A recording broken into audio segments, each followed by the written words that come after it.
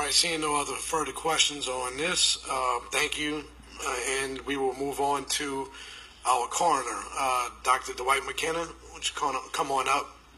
We have 2 seats up here if a staff member would like to come.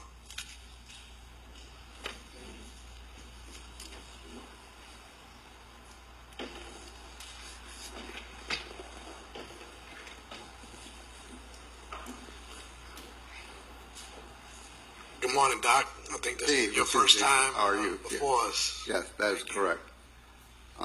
Thank you for having us. The coroner's office is in a critical financial position. The $150,000 that you have up there is just to pay the arrears of toxicology studies. That's a drop in the bucket. In 2015, there were 92 deaths to drug overdoses. We anticipate 240 this year with the same amount of money, and the budget has not changed. The murder rate remains high. We do approximately 2,100 commitments a year. We can no longer perform the duties of the coroner's office with the increasing death rates over drug rates, toxicology studies. The office operates on a 24/7 basis, 365. We're being forced to spend a lot of time on drivers because you only approve 3 positions when in fact we need 7 not to pay overtime. We can't get accredited because we don't have enough investigators. We need 4 more investigators for the amount of work we do. We need an extra pathologist because each pathologist is only supposed to do so many autopsies. Right now, if you look at the combined budgets of St. Tammany and Jefferson Parish, it's around $11 or $12 million. Orleans Parish does more autopsies than both of them put together, and our budget is $2.4 million.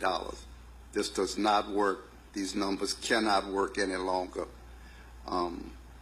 The opioid crisis, the violence in the city, all of these unfortunate circumstances make us need more money. The coroner's office is a gateway to the criminal justice system.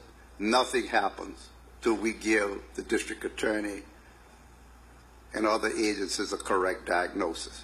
The longer those bodies stay on the street, the less likely we are to give you the kind of diagnosis you want.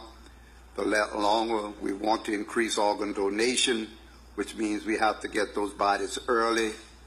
If they stay out there, the time frame is gone where we can do these things.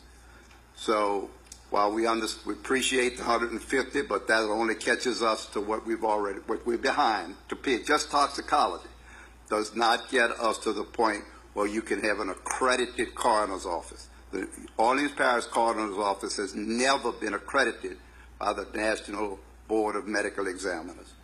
This is unacceptable to me, and the only way we could get this accredited is if you approve the funding for 2019 so that we can get the amount of investigators, the amount of pathologists that we need so that we can get the office accredited. If we get an accredited office, then we're better able to go for grants and other things that we can no longer do right now because we are not accredited. So while I appreciate the $150,000, thank you very much, that's not going to help us get through next year when it appears from everything I'm looking at that our costs are going to continue to rise because of several different kinds of crises that exist in all of urban America. I don't think it's peculiar to the city of New Orleans by any stretch of the imagination.